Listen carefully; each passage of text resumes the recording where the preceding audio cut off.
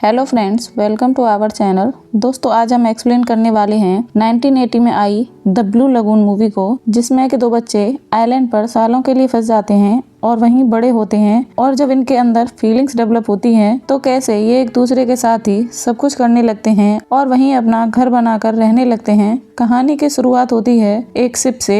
उस शिप पर एक फैमिली आई हुई थी जिसमें के दो बच्चे भी थे, जिनमें एक लड़का रिचर्ड और एक लड़की एमलिन थे। वो बच्चे रिश्ते में भाई बहन लगते थे। तभी हम देखते हैं कि शिप पर आग लग जाती है और वो सब जैसे तैसे बचने की कोशिश करने लगते हैं। उस शिप का कुक रिचर्ड और एमलिन को बचाने के लिए एक बोट पर ले जाता है और वो एक आइलैंड पर पहुंच जाता है। उन लोगों की खुशकिस्मती थी कि उस आइलैंड पर खाने पीने के लिए फ्रूट्स और साफ पानी सब कुछ था। मतलब कि उन लोगों के सरवाइव के लिए सभी चीजें मौजूद थीं। वो लोग ये सब देखकर बहुत खुश होते हैं और खूब एंजॉय करने लगते हैं। जब रात में वो लोग सोए हुए होते हैं तो एक अजीब सी आहट होती है। कुक उठकर देखता है तो उसे एक पत्थर पर मांस पड़ा दिखाई देता है। यह देख वो घबरा जाता है और बच्चों को आइलैंड पर सावधानी से रहने को कहता है और तीनों मिलकर मजे से रहने लगते हैं। वहीं अगली रात रिचर्ड और एमलिन सो जाते हैं और कुक शराब के नशे में समुद्र के अंदर चला जाता है और डूबकर मर जाता है। सुबह वो दोनों उठते हैं तो उन्हें वहाँ कुक नहीं दिखाई देता। वो दोनों उसे ढूंढने निकल जाते हैं। काफी ढूंढने के बाद उन्हें उसकी लाश मिल जाती है। अब वो दोनों इस आइलैंड पर अकेले थे। वो सोचते हैं कि अब हमारी देखभाल कौन करेगा।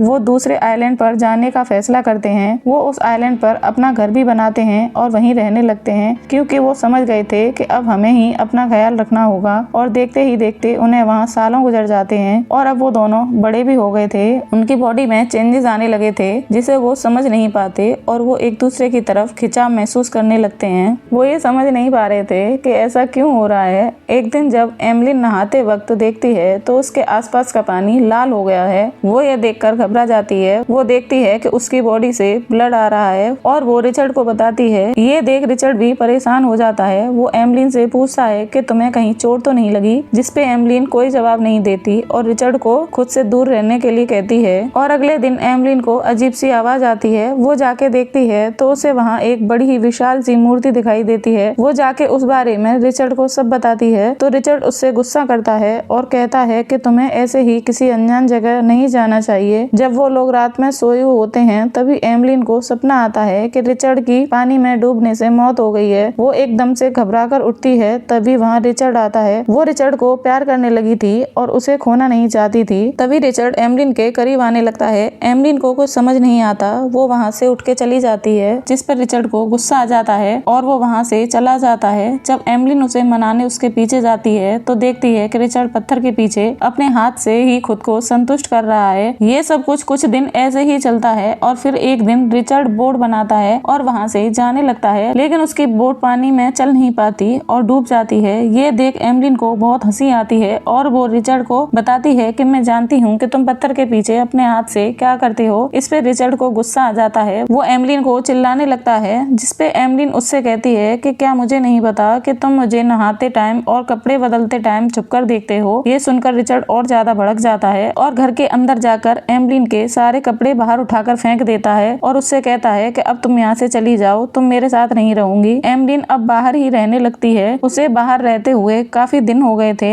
अब रिचर्ड को भी एमलिन की याद आने लगी थी। वो तुरंत एमलिन से मिलने आ जाता है तो देखता है कि एमलिन को बुखार आ रहा है। वो उसे गोद में उठाकर अपने बनाए घर में ले जाता है और वो दोनों अब खुशी खुशी साथ रहने लगते हैं। वो दोनों ऐसे ही एक दिन करीब आ जाते हैं और इंटीमेट हो जाते हैं। उन्हें ऐसा करके बहुत अच्छा लगता है और वो एक खुशी महसूस करते हैं और वो इस खुशी को पाने के लिए रोज रोज कई बार इंटीमेट होने लगते हैं। देखते देखते काफी वक्त बीत जाता है और एक दिन एमलिन को अपनी बॉडी में कुछ अजीब फील होता है। वो रिचर्ड को दिखाती है कि उसका पेट बाहर निकल आया है और ऐसा लग रहा है कि उसके पेट में अंदर कुछ घूम रहा है। उन दोनों को कुछ समझ नहीं आता और ऐसे ही रहने लगते हैं। असल में एमलिन प्रेग्नेंट हो चुकी थी और ये उन दोनों को नहीं पता था। एक दिन अचानक एमलिन के पेट में बहुत तेज दर्द होता है और वो एक बच्चे को जन्म देती है। वो दोनों उस बच्चे को देखकर बहुत खुश हो जाते हैं और खुशी खुशी तीनों साथ में रहने लगते हैं। अचानक से बच्चा रोने लगता है, उसे भूख लगी थी और इन दोनों को नहीं पता था कि इस कंडीशन में क्या करना है। वो उसे फ्रूट्स खिलाने की कोशिश करते हैं बट वो फिर भी चुप नहीं होता और तभी एमलिन उस बच्चे को गोद में उठा लेती है और सीने से लगा लेती है। तभी बच्चा एमलिन का दूध पीने लगता है। तभी वो समझ जाते हैं कि बच्चे को पेट भरने के लिए एमलिन का दूध चाहिए। और फिर एक दिन एमलिन अपने बच्चे को बोट की सैर करा रही थी। बच्चा अब थोड़ा बड़ा हो चुका था और तभी एमलिन के हाथ से बोट चलाने का डंडा पानी में गिर जाता है। वो उसे उठाने की कोशिश करती है बट उठा नहीं पाती। तब वो रिचर्ड को आवाज लगाती है। रिचर्ड उसे बचाने के लिए भाग के आता है और अचानक से रिचर्ड के पीछे एक शार्क आने लगती है जो एमलिन देख लेती है और दूसरे डंडे से शार्क को जान से मार देती है और रिचर्ड भी बोट में आ जाता है। वो तीनों अब समुद्र के बीच फंस जाते हैं और ऐसे ही बोट में वो तीनों बेहोश हो जाते हैं। तभी रिचर्ड के डैड वहाँ आते हैं और दूरबीन से देखते हैं कि बोट पर कोई है। वो अपना सिप उनकी तरफ लाते हैं और वो लोग देखते हैं कि वो तीनों जिंदा हैं, बस बेहोश हुए हैं और उन तीनों को बचा लेते हैं। और इसी के साथ इस मूवी का एंड हो जाता है। दोस्तों, अगर आपको मूवी अच्छी लगी हो तो प्लीज एक लाइक और सब्सक्राइब जरूर करें। Thank you guys.